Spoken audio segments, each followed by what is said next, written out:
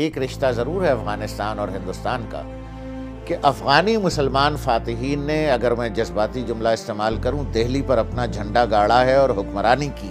وہی ہندوستان اب ریورس کرنا چاہ رہا ہے ایکویشن کو. یہ ہو نہیں سکتا، اس لیے کہ جو رشتے ہمارے افغانستان کے ساتھ ہیں وہ ہندوستان کے نہیں ہیں. ڈیموکریٹس کا جیتنا، بالخصوص جو بائیڈن کا صدر بننا، لگتا یہ ہے کہ ہندوستان کے افغانستان میں ہولی کھیلنے کے دن اگر ختم نہیں ہوئے تو کم ضرور ہو گئے ہیں. America loves India. America respects India. اب کی بار ٹرمپ سرکار.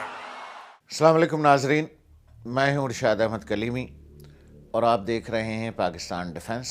ڈونلڈ ٹرمپ جو ہندوستان کو ایک رول دینا چاہ رہے تھے افغانستان کے اندر، ان گنت کونسلیٹ جنرلز جو افغانستان میں کھلے تھے انڈیا کے، اور جو ایکسپینشن ہو رہی تھی انڈین ادارہ جات کی، انڈین انویسٹمنٹ کی، انڈین انفلوئنس کی ان افغانستان، جو بائیڈن کی پالیسی میں ایک لفظ یوز کروں کہ ریزیڈول امریکن فورسز وہاں رہیں گی، میجر وڈرال ہوگا. We brought all combat troops home, entered into a negotiation with the Taliban, but I would leave behind special forces in small numbers to be able to deal with the potential threat unless we got a real good negotiation accomplished to deal with terrorism. اور چونکہ Joe Biden صاحب vice president کا اور وہ Saint کی committee on foreign policy کے وہ head رہے ہیں، افغانستان کو بہت اچھی طرح سمجھتے ہیں. اور حامد کرزئی کے دور میں جس طرح سے انہوں نے وزٹ کیا افغانستان کو، اور جب حامد کرزئی صاحب نے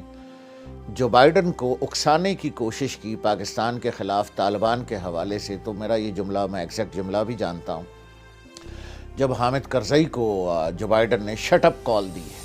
سو اب جو افغانستان کا اور پاکستان کے جو تہذیبی رشتے ہیں، جو قبائلی رشتے ہیں، جو نسلی رشتے ہیں، جو جغرافیائی رشتے ہیں، جو تاریخی رشتے ہیں، جو مذہبی رشتے ہیں، جو تمدنی رشتے ہیں، جو ایکویشن ہے پاکستان کی افغانستان کی صدیوں پر محیط، تو اس میں ایک انٹروڈر جو ہندوستان، جیسے عبداللہ کی شادی میں بیگانہ دیوانہ، یہ ہندوستان کی حیثیت تھی افغانستان میں. ایک رشتہ ضرور ہے افغانستان اور ہندوستان کا کہ افغانی مسلمان فاتحین نے، اگر میں جذباتی جملہ استعمال کروں، دہلی پر اپنا جھنڈا گاڑا ہے اور حکمرانی کی. افغانستان کے اپنے میزبانوں سے میں نے کہا میں غزنی جانا چاہتا ہوں. غزنی کہنے لگے غزنی تو کوئی ٹورسٹ اسپاٹ نہیں ہے، غزنی میں کوئی 5 اسٹار ہوٹل نہیں ہے، غزنی میں آپ جا کر کیا کریں گے، غزنی میں آپ جا کر کیا دیکھیں گے.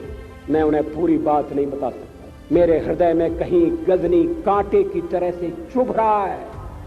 وہی ہندوستان اب ریورس کرنا چاہ رہا ہے ایکویشن کو کہ وہ افغانستان میں اس حد تک دخیل ہو کہ پاکستان کی ناک مروڑنے کی کوشش کی جائے. یہ ہو نہیں سکتا، اس لیے کہ جو رشتے ہمارے افغانستان کے ساتھ ہیں وہ ہندوستان کے نہیں ہیں. جس طرح سے افغانی اہم لوگوں کا، عبداللہ صاحب کا، گلبدین حکمتیار کا ایک رول رہا ہے روس سے لڑنے میں، ان کا جس طرح سے پاکستان آنا جانا رہا ہے، ڈیموکریٹس کا جیتنا، بالخصوص جو بائیڈن کا صدر بننا، اور ان کا فارن پالیسی سینٹ کی، یو ایس سینٹ کی فارن پالیسی کمیٹی کا سربراہ رہنا بہت زیادہ اہمیت رکھتا ہے. It was necessary and I decided to come here and I witnessed a very positive atmosphere at different levels. لگتا یہ ہے کہ ہندوستان کے افغانستان میں ہولی کھیلنے کے دن اگر ختم نہیں ہوئے تو کم ضرور ہو گئے ہیں.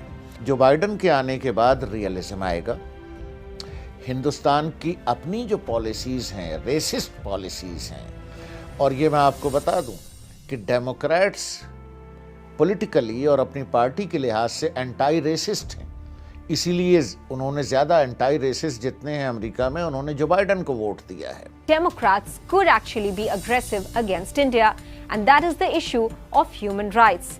It is unlikely that the Democrats will let go of the issue of Kashmir. Last year, when Kamala Harris was asked a question with regards to Kashmir and the abrogation of Article 370, she had said, "We are watching." Part of the values of who we are as a nation is that we speak out about human rights abuses, and where appropriate, we intervene. Her views on India. You know, the excitement is because she's part Indian origin, but at the end of the day, her views, particularly on issues like Article 370, are pretty sharp. She stood up to the Indian External Affairs Minister, Dr. Jaishankar, cancelling meetings in Washington. Is she seen as someone who's part of a left liberal approach towards issues of human rights? So could well be very tough on India. सो जो हिंदुस्तान की नस्ल परस्ती, उस पर जब America थोड़ा सा heavy हाथ रखेगा, और जो एक तरह से टिल्ट था अमेरिका का हिंदुस्तान की तरफ, उसमें जब रियलिज्म आएगा, जब हिंदुस्तान का अफगानिस्तान में एक रियलिज्म आएगा, पाकिस्तान का रोल बढ़ेगा, हिंदुस्तान की मुदाखलत बंद ना सही तो बेइंतहा कम होगी, तो मुझे ये कह लेने दीजिए कि हमारी मुसल्लह अफवाज उस बॉर्डर से फारिग होकर इस बॉर्डर के लिए अवेलेबल होंगी। And this would be a very great and good ऑमन। Afghani हमारे भाई हैं, हमारे उनसे कई सौ साल के रिश्ते हैं। तुम कहाँ से हिंदुस्तान साहब बीच में कूदते फिर रहे हो वहाँ पर, और तुमने जो अफ़गानियों के, कुछ अफ़गानियों के दिमाग मसमूम किए हैं, उनके दिमागों को पॉल्यूट किया है, उनकी ब्रेन वॉशिंग की है, वहाँ जो तुम अपने पैसे के सहारे अफ़गानियों को ख़रीदने की कोशिश कर रहे हो और पाकिस्तान के ख़िलाफ़ इस्तेमाल करने की, तो अब ये बड़ा गुड ऑमन है कि अब्दुल्ला साहब आए थे। गुलबदीन हिकमतयार साहब तो एक ज़माने में रहते ही पेशावर में रहे हैं। This is a good ऑमन। सो आने वाला जो सिनेरियो है वो मैं ये देख रहा हूँ कि अफ़गानिस्तान में हिंदुस्तान की जो वो लुड्डियाँ डाल रहा है या डालता रहा है, उसमें मैं कमी देख रहा हूँ। बड़ा किरदार कहूँ या रोशन किरदार कहूँ, हकीकत यही है कि अमेरिका भी एतराफ़ करता है कि पाकिस्तान ने अमेरिका के साथ इस हवाले से ताउन किया। जहाँ भी कोई रुकावट पेश आती है तो पाकिस्तान ने उसको ख़त्म करने की कोशिश की है। इस हवाले से मैं पाकिस्तान आया हूँ कि एक तो इनका शुक्र अदा करूँ कि सुलह के लिए उन्होंने जो रास्ता इख्तियार किया है वो बड़ा खुशाइंद है।